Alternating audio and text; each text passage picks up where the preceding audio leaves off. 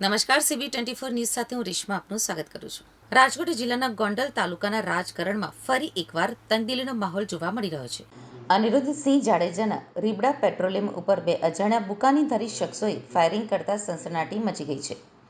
24મી જુલાઈની રાત્રે લગભગ 1 વાગ્યાની આસપાસ રીબડા ગામે આવેલા અનિરુદ્ધસિંહ જાડેજાના રીબડા પેટ્રોલિયમ ઉપર બે અજાણ્યા બુકાનીધારી શખ્સોએ ફાયરિંગ કરતા સનસનાટી મચી ગઈ છે. આ સમગ્ર ઘટના સીસીટીવી કેમેરામાં કેદ થઈ ગઈ છે. જોકે સોશિયલ મીડિયા પર વાયરલ થયેલી એક સ્ટોરીથી આ મામલામાં નવો વળાંક આવ્યો છે.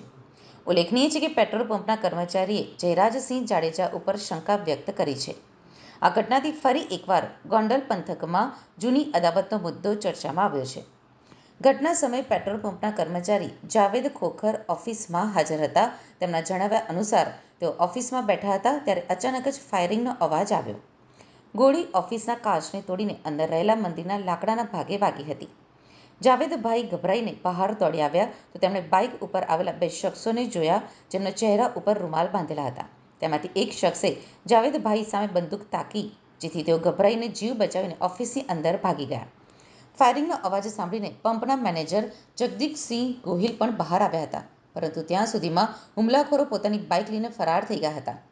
આ ઘટનાની જાણ થતાં જ પેટ્રોલ પંપના માલિક જયદીપસિંહ જાડેજા અને સત્યજીતસિંહ જાડેજા ઘટના સ્થળે પહોંચ્યા અને પોલીસને જાણ કરી હતી. આ વિડીયો સામે આવ્યા બાદ પોલીસે તપાસ તેજ કરી છે. પોલીસ હાર્દિકસિંહના વિડીયોની ખરાઈ કરી રહી છે અને સીસીટીવી ફૂટેજ તથા અન્ય પુરાવાના આધારે આરોપીઓ સુધી પહોંચવાનો પ્રયાસ કરી રહી છે. આ ઘટનાએ ફરી એકવાર ગોંડલ પંથકમાં જૂની અદાવતનો મુદ્દો સપાટી ઉપર લાવી દીધો છે. પોલીસની તપાસમાં હવે શું નવા ખુલાસા થાય છે અને હાર્દિકસિંહની આ મામલે શું ભૂમિકા છે તે જોવાનું રહેશે.